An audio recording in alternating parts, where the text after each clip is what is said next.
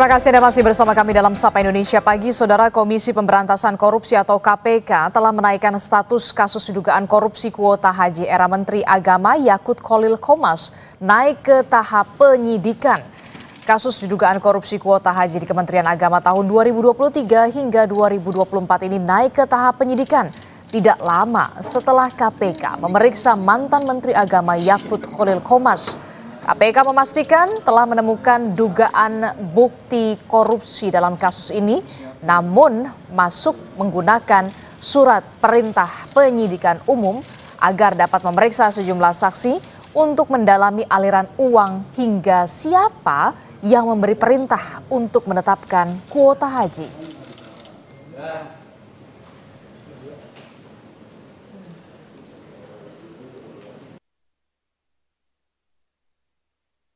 Dengan perkara haji, KPK telah menaikkan status penyelidikan terkait penentuan kuota dan penyelenggaraan ibadah haji pada Kementerian Agama tahun 2023 sampai dengan 2024 ke tahap penyidikan.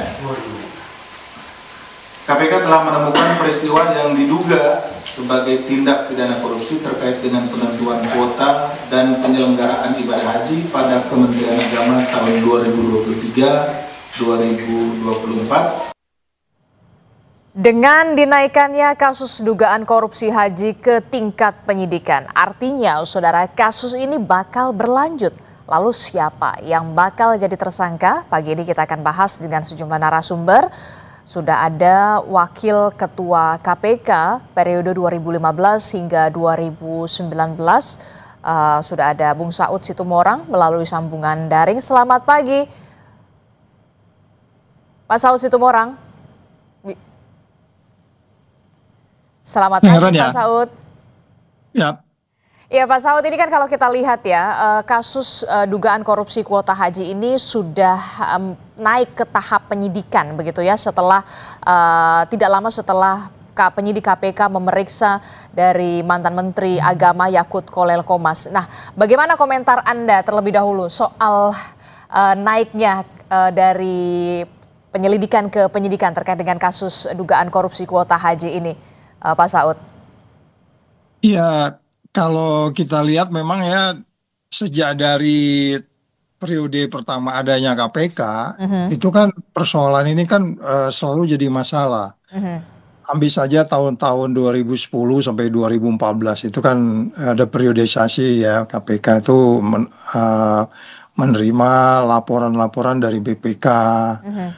Ya, terus kemudian kalau kita lihat bagaimana itu dari tahun 2000, kalau kita kembali ke tahun 2000, katakanlah 2005 itu laporan-laporan BPK itu sudah menunjukkan bahwa KPK harus melakukan sesuatu. Sehingga kemudian dari tahun 2009 sampai 2010 itu ditemukanlah ada yang disebut waktu itu 48 titik kerawanan. Semuanya itu mengikuti kelembagaan, regulasi, tata laksana, soal SDM dan seterusnya. Itu tahun 2009-2010 sampai terus pada saat saya di sana juga 2017 itu ketemu, itu bahkan ada seorang menteri tersangka ketika itu ya. Nah, kemudian masuk ke periode setelah itu juga masih terus ada persoalan-persoalan tata kelola ini. Jadi ini persoalan lama sebenarnya dari tahun 2005 sampai tahun saat ini. Jadi banyak ya, 48 titik rawan itu kan menyangkut regulasi, kelembagaan, tata laksana, SDM. Kemudian ada rekomendasi-rekomendasi, tapi rekomendasi-rekomendasi itu masih terlihatnya belum sepenuhnya dilaksanakan. Gitu Mbak Abdisti sementara. Oke. Kalau terkait dengan kasus dugaan korupsi kuota haji, ini kan kalau kita lihat kan sudah naik ke tahap penyidikan. Bahkan KPK sendiri sedang membidik siapa sebenarnya sosok pemberi perintah terkait dengan kuota jemaah haji ini. Ada tambahan kalau tidak salah dari Kerajaan Arab Saudi kala itu adalah 20.000 kuota jemaah haji, kemudian 10.000-nya ini diberikan kepada kuota khusus. Nah, bagaimana kemudian agar penyidik KPK bisa menelisik di sana, bisa mengusut secara tuntas soal siapa sebenarnya yang paling berperan bisa punya kewenangan untuk bisa untuk membagikan kuota jemaah haji ini begitu ya, untuk bisa punya perintah, oh ini 10.000 ke haji khusus begitu, oh ini ke haji reguler. Bagaimana kalau dari Anda sendiri, Pak Saud? Iya, itu tadi kan dari tahun 2000 sampai saat ini itu kan persoalan-persoalannya itu dari 48 poin di atas itu kan itu menjadi pembelajaran dalam kaitan apakah itu harga pengadaan, manipulasi BPIH, penunjukan penyedia yang kompetitif, potensi penyalahgunaan kuota dan seterusnya. Itu kan nggak sulit itu kalau dilihat dengan kewenangan yang bersangkutan. Kalau kita bicara levelnya di kementerian itu tentu seorang yang bertanggung jawab penuh terhadap penyelenggaraan itu adalah menterinya. Jadi kalau kita lihat katakanlah penyelenggara negara berbuat atau tidak berbuat, bagi KPK itu nggak terlalu sulit untuk menentukan apakah ada penyalahgunaan wewenang, konflik of interest, suap dan seterusnya. Itu saya pikir materinya mereka cukup firm di situ sehingga kemudian dilakukan apa yang disebut mereka sebagai tahap penyidikan. Jadi kita tunggu saja siapa-siapa yang harus bertanggung jawab di case yang menurut saya sudah cukup lama ya berulang-ulang kasusnya gitu. Oke, termasuk juga soal menurut Anda, Pak Saud, bukti apa yang kemudian harus ditelusuri KPK untuk kemudian nantinya bisa menjerat tersangka? Tidak hanya soal membidik siapa yang memberikan perintah, tapi juga soal dugaan aliran dana, termasuk juga soal jeratan TPPU ini, Bung Saud. Iya, jadi kalau kita lihat ada penambahan kuota itu yang kemudian ada konflik antara pembagian yang reguler dan yang khusus, itu kan nanti di situ terlihat itu nanti niat jahatnya. Nanti kita lihat saja bagaimana KPK bisa kemudian akhirnya itu bisa memicu penyalahgunaan wewenang. Jadi kalau kemudian 2024 itu masuk ke tahap tahun 2024 ya mulainya, tahun 2024 kalau udah masuk ke tahap katakanlah penyelidikan, kemudian itu terkait dengan kuota dan seterusnya, ya saya pikir nggak menjadi sulit buat mereka untuk menentukan siapa yang harus sebenarnya menentukan siapa yang harus berperan, karena ini kan persoalannya sangat ruwet ya, dan asetnya aja begitu besar dan itu bukan lagi di level bawah, dan pengalaman menunjukkan begitu. Saya tadi di bagian depan pada tahun 2017 atau berapa kan seorang menteri juga terkait di situ, Mbak. Oke, Anda menyebut ini bukan lagi di level bawah, ini artinya sudah masuk ke pimpinan begitu ya? Karena memang menyangkut soal dugaannya seperti itu, karena bagaimanapun ini kan bukan persoalan sederhana ya menentukan kuota yang tadi katakan 92% reguler dan seterusnya, nggak di level bawah itu kalau itu analisis saya begitu. Oke. Termasuk juga ini Pak Saud, kalau misalkan KPK mengklaim ada aturan yang kemudian dilanggar undang-undang, tapi kemudian ada Permenak mengatur soal kuota haji. Apakah kemudian ini agak sedikit menjadi tantangan tersendiri bagi penyidik KPK soal ini? Karena memang ada kuota haji itu memang diatur di Permenak. Iya, semuanya kan ada aturan, ada komitmen, ada konsensus, ada kesepakatan bagaimana cara menata itu. Kemudian nanti kan penyidik akan nggak sulit untuk menentukan siapa yang lari sebenarnya jadi komitmen dari konsensus, dari peraturan dan seterusnya. Nah itu mereka pasti lebih paham dan sehingga kemudian bisa menentukan siapa tersangkanya walaupun belum resmi diumumkan pada Agustus ini. Tetapi kalau kita lihat dari nama-nama yang dipanggil, ya dari pihak-pihak yang yang bertanggung jawab di situ, mulai dari katakanlah menteri sampai kemudian dirjennya, kemudian pengusahanya, kemudian kepala BPKH-nya, ini kan semua udah dibagi kalau di proses penyelidikan ataupun itu mereka sudah bisa ngelihat sebenarnya siapa yang bertanggung jawab di sini dan siapa yang harus bertanggung jawab. Kalau kita bicara katakanlah nanti itu pasal 2 atau 3 atau pasal lain terkait dengan gratifikasi, nanti mereka juga bisa melihat sebenarnya yang memiliki niat jahat. Jangan lupa kita harus selalu bicara mens rea dan actus reusnya, sehingga kemudian tidak sulit bagi mereka untuk menentukan. Kita tunggu saja siapa sebenarnya yang harus bertanggung jawab di case ini, Mbak. Kalau menurut Anda siapa yang paling bertanggung jawab di sini? Ya, untuk kalau pimpinan tertinggi? pengalaman-pengalaman dari sebelumnya menunjukkan bahwa memang di level yang paling tertinggi, ini bukan kasus gampang, Aha. ini kasus yang sangat-sangat apa namanya sudah lama terjadi berulang-ulang. Mhm. Dan kalau kita lihat bagaimana proses pemeriksaannya sedikit mengalami kendala ya. Mhm. Jadi ada high profile person yang memang harus bertanggung jawab dalam hal ini ya, kayak perkiraan kita ya menterinya harus menjelaskan. Mhm. Dan kita lihat saja bisa jadi analisis ini salah. Mhm. Tetapi kalau melihat bagaimana proses-proses yang saya sebut tadi mulai dari tahun 2000 sampai berturut-turut hampir setiap periodisasi kepemimpinan KPK ini menjadi perhatian. Ya, mulai dari 2000 katakanlah 2002 KPK, berikutnya menurun sampai ke bawah periode 4, kemudian periode yang sebelumnya juga kalau tidak salah salah satu pimpinan KPK sudah mau warning juga, itu bukan periode yang ini ya, periode Mhm. yang sebelumnya. Jadi itu biasanya kalau pimpinan sampai turun kan itu ada high profile person yang kemudian diajak untuk berdialog. Dan yang di periode saya juga waktu itu kalau nggak salah menterinya juga pernah diajak bicara dan datang ke KPK. Dan saya nggak tahu di periode yang ini seperti apa mereka. Mungkin mereka sudah cukup matang untuk melihat siapa yang harus tanggung jawab, Mbak.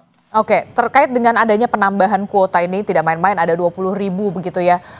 Kalau dari kacamata Anda, Bung Saud, potensi penyelewengannya di mana? Apakah ada dugaan, kemudian saya masih mengatakan ini ada dugaan, kemudian di dalam tanda kutip dijual kepada agen-agen travel dengan harga tinggi, ataukah kemudian ada dugaan lagi suap kepada pejabat-pejabat yang berwenang? Kalau menurut Anda lebih berpotensi atau lebih dominan ke yang mana?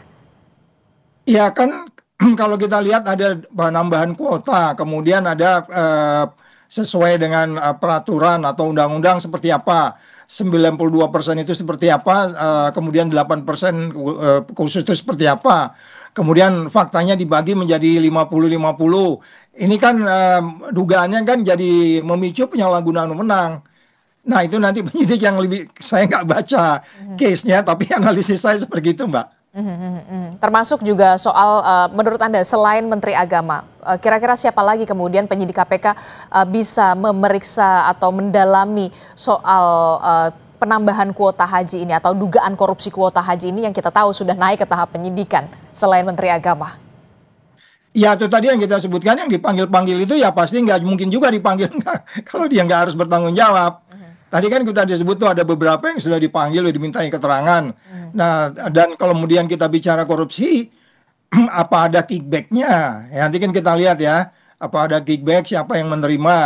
Jadi dari kalau kita lihat pihak yang dipanggil itu udah menunjukkan ya nggak mungkin juga kalau dia dipanggil-panggil tidak dia apa namanya diminta bertanggung jawab, misalnya pengusaha travelnya, ketua asosiasi dan lain-lain itu kan sudah diminta keterangan. Dan kita tunggu aja siapa Mbak. Jadi saya belum bisa mengatakan siapa, tapi pihak yang dipanggil itu kan pihak yang diminta pertanggungjawaban untuk kemudian itu proses-proses KUHAP kan seperti itu sebelum ditentukan sebagai tersangka gitu Mbak. Oke, terakhir Pak Saud, terkait dengan dugaan korupsi kuota haji ini kan luar biasa begitu ya, soal jemaah begitu ya, jemaah haji begitu. Nah, apakah bisa dikenakan atau dijerat dengan pasal TPPU? Nah, nanti kita lihat bagaimana kan itu biasanya TPPU itu kan macam-macam ada prosesnya ya. Kenapa dia TPPU itu kan sesuai undang-undangnya, apakah itu nanti ada layering, transferring, pengobahan dan seterusnya, pergantian menggunakan nama orang lain, itu modus-modus itu penyidik pasti tahu sehingga kemudian TPPU bisa digunakan di situ. Tapi bagi saya sebenarnya lebih baik ya begini deh. Karena ini kan proses setiap tahun ya. Proses ini kan setiap tahun harus dijalankan.